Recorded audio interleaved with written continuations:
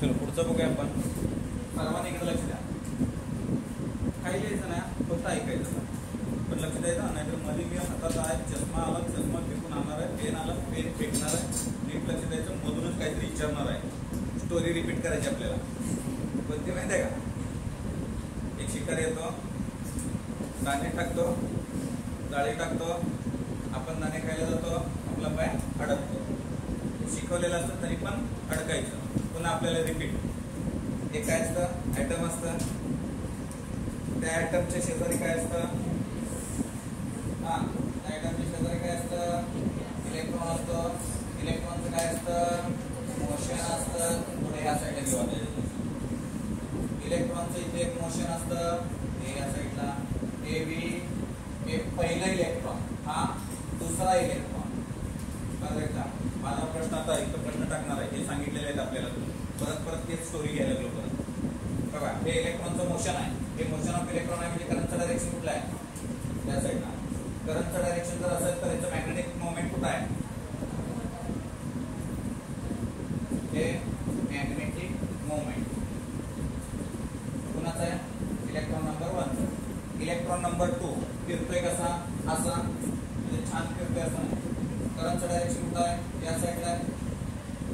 म्हणजे करंटचं डायरेक्शन त्या साईडला असेल तर मॅग्नेटिक मोमेंट कुठं आहे, डाऊनवर्ड आहे. मॅग्नेटिक मोमेंट डाऊनवर्ड आहे. तर तुम्हाला हे मी याच्या आधी ना एक्सप्लेन केलं होतं. काय एक्सप्लेन केलं होतं आठवतं का बघा. एक स्पिन मोशन हा एक शब्द पण वापरला होता. कशाला म्हणतो स्पिन मोशन, पृथ्वी सूर्याभोवती फिरत असताना स्वतःभोवती पण फिरते. स्वतःभोवती फिरती म्हणजे स्पिन मोशन. इलेक्ट्रॉन न्यूक्लियसच्या भोवती फिरत असताना स्वतःभोवती पण फिरतो. स्वतःभोवती फिरतो म्हणजे स्पिन मोशन. ते निग्लेक्ट करायचे. दुसरा 2 नंबर, 2 इलेक्ट्रॉन्स आहेत, रिव्हॉल्विंग होत आहेत सेम पाथ. नाही मग पॉज बघितलं नाही का, हे 2 इलेक्ट्रॉन्स आहेत. दोघांचं फिरण्याचा पाथ वेगळा आहे, पण अपोजिट डायरेक्शनला. अपोजिट, याचा मॅग्नेटिक मोमेंट वर आहे, नंबर 2चं मॅग्नेटिक मोमेंट खाली आहे. म्हणजे हे दोन्ही मॅग्नेटिक मोमेंट एकमेकाला कॅन्सल आउट झाले. म्हणजे याचं net magnetic moment 0. Very good. याचं नेट मॅग्नेटिक मोमेंट 0. अशा मटेरियलला आपण काय म्हणतोय, डायमॅग्नेटिझम. त्याला काय म्हणतो आपण, डायमॅग्नेटिझम. ओके. सो आता याला काय करायचं, आपण गरम करायचं. म्हणजे काय करायचं, एक्सटर्नल मॅग्नेटिक फील्ड द्यायचं. याला काय द्यायचं,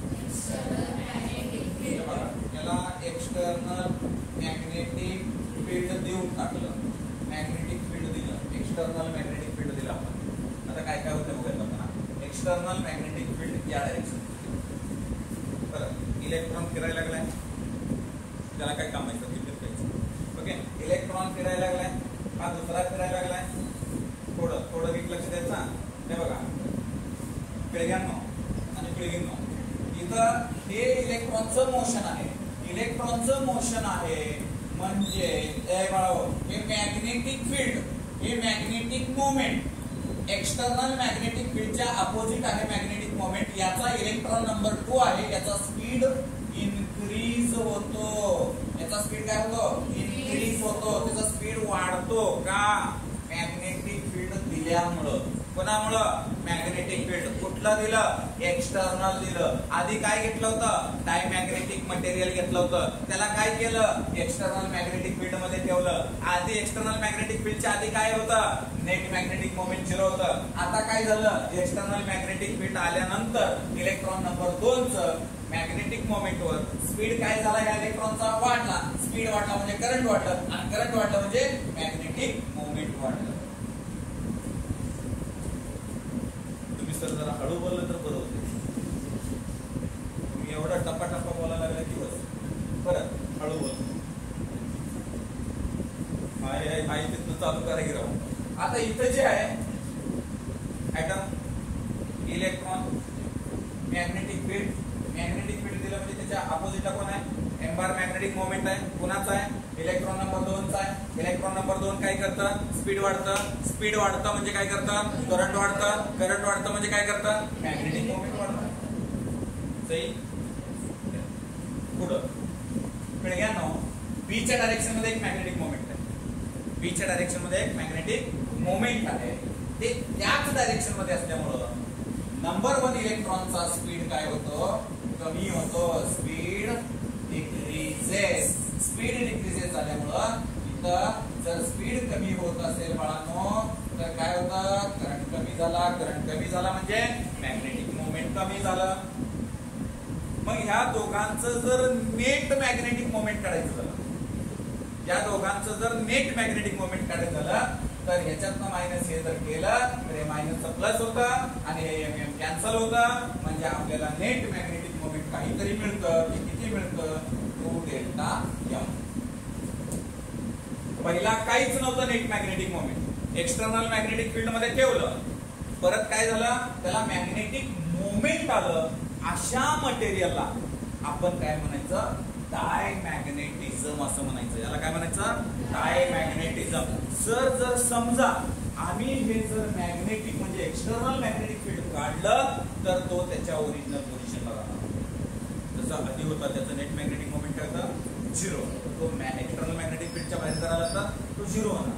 म्हणजे याला मॅग्नेटिकची प्रॉपर्टी अटॅच होणार नाही. म्हणजे सोपं, ते मॅग्नेट आहे, त्याला आयर्न जोडलं, त्याला इकडून हे चिटकायला लागलं, ज्यावेळेस त्याला काढून घेतलं त्यावेळेस हे याला चिटकणार. समजलं तुम्हाला?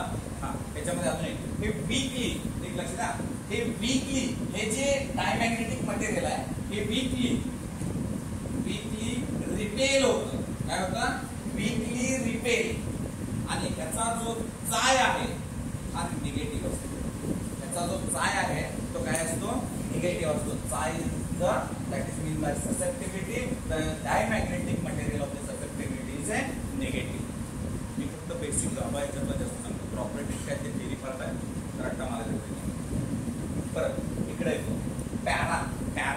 आता पॅरामॅग्नेटिझम कशाला म्हणायचं? पुन्हा ती स्टोरी रिपीट आहे. स्टोरी रिपीट काय आहे? सर तुम्ही सारखं स्टोरी रिपीट करायला. परत कुठली स्टोरी? हा, इलेक्ट्रॉन फिरतो, मग करंट तयार होतो, बरोबर आहे का? मग याच्यामध्ये मॅग्नेटिक मोमेंट असतं. पुन्हा एक इलेक्ट्रॉन पाथ वेगळा आहे, मग तोही फिरतो, मग त्याच्यामध्ये करंट तयार होतो. मग तिथंही एक मॅग्नेटिक मोमेंट आहे, तिथं एक मॅग्नेटिक मोमेंट आहे. मग त्याला नेट मॅग्नेटिक मोमेंट काहीतरी आहे म्हणजे ते 0 नाही आहे. हे आपण ऐकलं, मी परत सांगितलं, तुम्ही अजून जरा परत ऐकायचं. त्याला आपण काय केलं? मगाशी सांगितलं, आता सांगितलं बरं का? त्याला काय केलं? त्याला असं केलं, रॅन्डमली बसलेले मास्तर नसतानाची पिढी क्लासमध्ये बसलेली हे असे कुठेही तोबाड, कुठेही गप्पा, काही सुरू. 2 पोरी आज मस्त पैकी अचानक तुझ्या वर्गात जाऊन बसलो आणि मस्त गप्पा ऐकायला. अगं भैया तू त्या सिरियल मध्ये काय झालं बघितलं? त्याचं असं नाही, गेला मारल्या, आज काय होतं काय माहिती. हे असं खतरनाक गप्पा. पुढं मॅडम सिरियसली बेबीला पिळ पडायला वरडाले, लेकरांना असं होतंय तसं होतंय आणि ह्या दोघींचं गप्पा चालू. त्यांना माहितीच नाही माझं कोपरे चालेल. मी म्हटलं मग पुढे काय होत असते?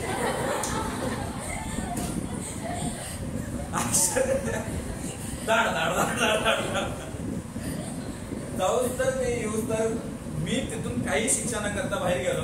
पण कॉलेज सुटल्यावर ते बाहेर असेच थांबले होते. सर काही पण करा, घरी फोन करू नका, टीव्ही बंद होते म्हणले. आता जे 4 दिवस आहेत म्हणजे हे काय होतं माहिती आहे का? डिस्कशन अजून एक फार सिरियसली आणि वेगळं डिस्कशन असतं आणि ते चिठ्ठीवर लिहिणं आणि बोलणं असतं. अरे बापरे, काय खतरनाक आहे. ईमेल आणि व्हॉट्सअपच्या दुनिया चिठ्ठी म्हणलं लय आपण आहे. इकडे बघा, हे जे आहे एमने तिथं 0 झालं. ते पॅरामॅग्नेटिक सबस्टन्स ना, सॉरी पॅरामॅग्नेटिझम हे जे ऍटम आहे त्याला सुरुवातीला सिंगल असल्यानंतर त्याला नेट मॅग्नेटिक मोमेंट आहे. त्याला होतं का? त्याला आहे का?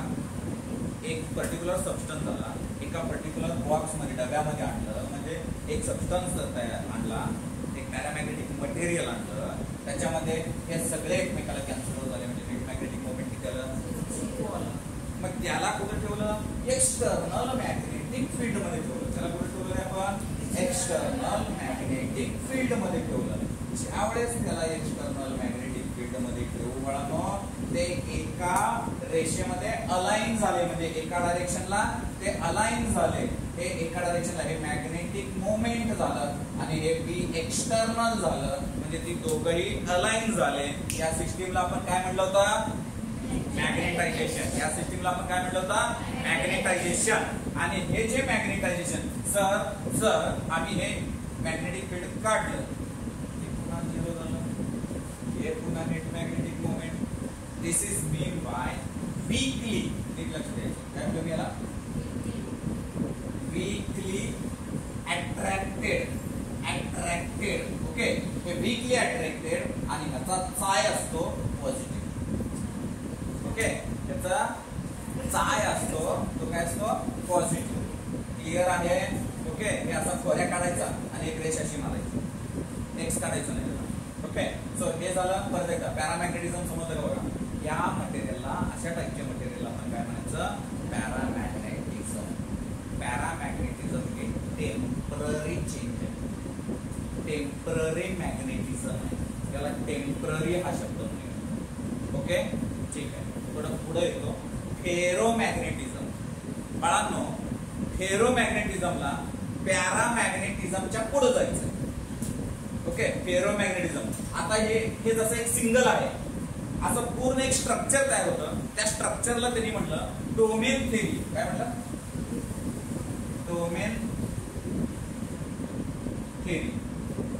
पिढ्यानो, हे एवढी चित्र काढायला ना 2 मार्क होते. 4 मार्काला प्रश्न आलेला आहे. माझं मी एक्सप्लेन करलो ना, किती मार्काला? 4 मार्काला सेक्शन डी मध्ये क्वेश्चन होतो 2000. ओके, तर त्यामुळं याला थोडं सिरियसली घ्या. हे दिसतं अशी बाणं मारायला. किती मार्क होती? 2 मार्क होती. ज्यानं नुसतं डबल काढलंय आणि त्याच्यात असा बाण मारलाय तरी मी 1 मार्क काढलाय. कंडिशन आहे बोर्डाची. तुला काय करायचं? चित्राची. मी म्हटलं तरी सरला, मॉडरेटरला फोन केला, जर त्याला मार्क देऊ वाटते नाही तरी पण ते अरे लिहिलंय ना, त्यानं टाकलंय ना, मग त्याच्यामध्ये ते गरजेचं आहे. हे बघा, इथं थोडं मी I am not drawing the rangoli, I am just drawing here as an domain theory. Domain कशाला म्हणायचं? डोमेन इकडे बघा, हे मधले जे बाउंड्री आहेत ना, त्याला आपण that is called as an domain. हे असे काही मापं घेऊन काढायचे नाही तुम्ही. ते कसंही काढलं तरी काही अडचण नाही आपल्याला.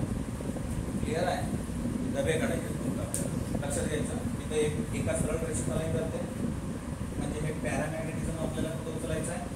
इथं एकेका डोमेन मध्ये जाणार आहे पॅरामॅग्नेटिझम. म्हणजे कसं आपलं बघा, या ठिकाणी बघा, हे येत आहे, हे एकट आहे. परत हे सगळे एका डायरेक्शन, हे सगळे एका डायरेक्शन. मी आता बाण कमी मारतो. तुम्हाला टाइम एक्झाम मध्ये कुठला ना, फक्त बाणच मारायचे.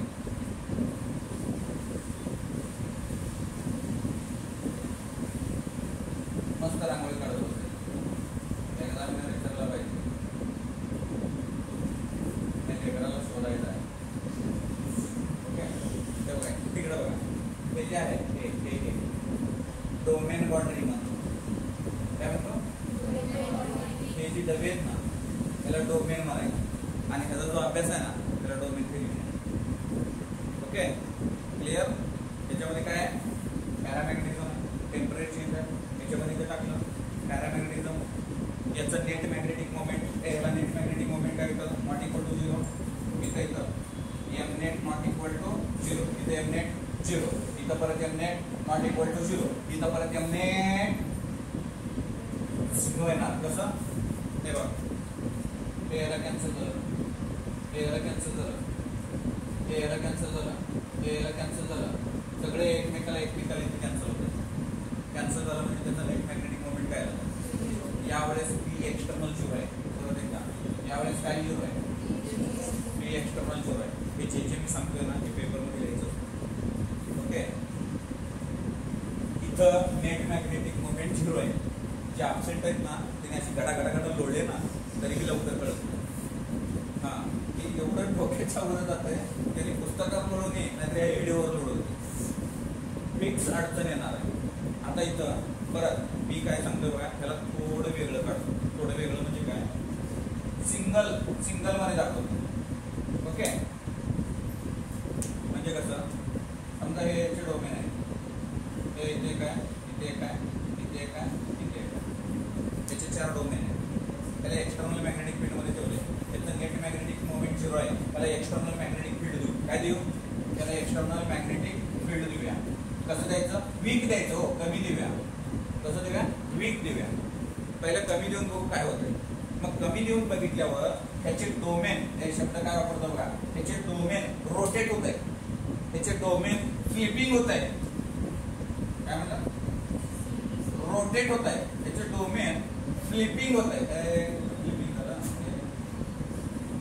3 तयार व्हायला पाहिजे आपल्याकडे नाहीतर गोळ व्हायला झाला का 1 2 3 डोमेन काय झालं फ्लिपिंग झालं. डोमेन काय झालं रोटेट झालं. डोमेन काय झालं मूव्ह झालं. ओके रिमूव्ह झाले असं म्हणूया आपण. नॉट एक्झॅक्टली सगळे रिमूव्ह झाले का नाही काही रिमूव्ह झाले. हे बघा हे याला कॅन्सल झालं हे याला कॅन्सल झालं पण हा एक राहिलाच की म्हणजे याला काय आलं नेट मॅग्नेटिक मोमेंट आलं.